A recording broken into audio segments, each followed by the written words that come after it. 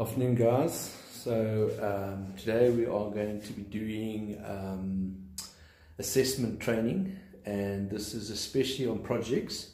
So basically we're going to talk about how to analyze and to evaluate projects, and I'm going to use the example of the Bellow and Keys project at Sandhurst, and to give you some sort of update as what you should be doing, and so that it can help you in making some great decisions. So firstly, let's talk about our site meeting yesterday, and we're going to talk about the water coming in. Remember, always on a project you've got to ask a couple of questions. You've always got to ask about your water coming in. You've got to ask what size of pipe do I need, and the volume of water that I'm going to require for the system. So basically, you know, you've seen there on that job, they've got a 20 mil meter, and we've got to probably have to upsize it to a 32 mil supply, HTP Plasson Class 16. Then we're going to have heat pumps, and we've discussed on the heat pump system, we're going to have a split system, so we're going to have one on the one side and one on the other. But what I suggest is you get a meeting with the heat pump guys, and basically get them on site and make sure that they give you a design. It's important for them to make that decision, and then they will look at the house, they'll see all the bathrooms, the volumes, everything, and they'll do the whole analysis, and so you can get the guys from Alliance to do that for you, and then they'll come up with a design, and then basically you can ask them about the ring mains, to use copper, are we going to use pipe, are we going to use HepTO, what do they prefer, because obviously less bends, more friction, and obviously you get Valsa has a pipe that they use, it has already been lagged, so it comes in a roll lagged already. I think we use it at Nick Salmon. Just speak to the House of Plumbing guys. You can even, they sell it at Plum Station, stuff like that. The other thing that I also get, the shower guy, you need to speak to him, find out exactly about the size of the shower. You need to know there's 6 jets, you need to look at those designs. So just remember also something when you're planning projects is to look at the finished product and then move backwards. So like the shower, look at what you need, look at the design, and then see what type of piping you're going to need to do for that design. And how does the shower look? What does the design look? Make sure you have your files on site, make sure you have your diagrams, stuff like that. Remember, this is a supply and deliver job, supply and install. So we're going to have to do a supply and design, which means that there are no drawings really. Those little basic drawings we've got on site, that's all you've got. So you're going to have to design this job and draw it and make your own as-built drawing basically. So at the end of the job, you're going to give that drawing to the client, and that's how the job is going to look. So we need to take that into consideration. Remember, do that. The other thing we need to know is the borehole guy. He says he's going to deliver 6 bars.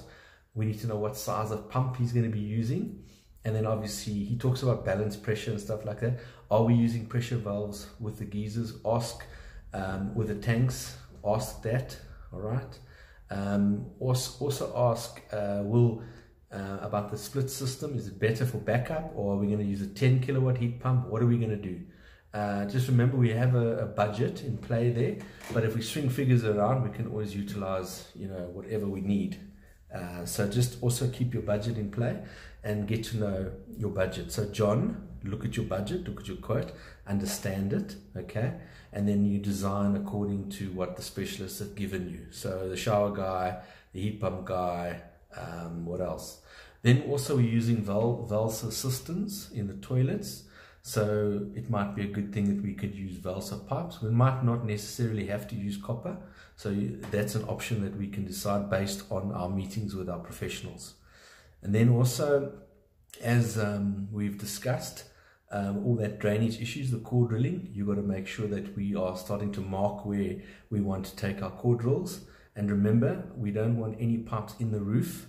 We want a core drill and then a bend and then straight out, so that there's no blockage problems. And then we must find a central place outside to have, to have our access for our vents and stuff like that. So all of these things can be discussed. They need to be discussed.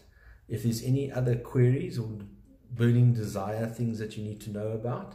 I think the shower is complicated. I think also the bath in the main bedroom is one of these freestanding water systems, stuff like that. We need to take that and look at the diagrams and whatever, and then also get the suppliers involved there. The other thing about, I got an email today, is about the gas geyser, but that gas geyser came from the client, so I'm not sure what they're saying about the client and the gas geyser. If not, then we have to design to the kitchen, and that will also have to throw a bit of a spanner in the works.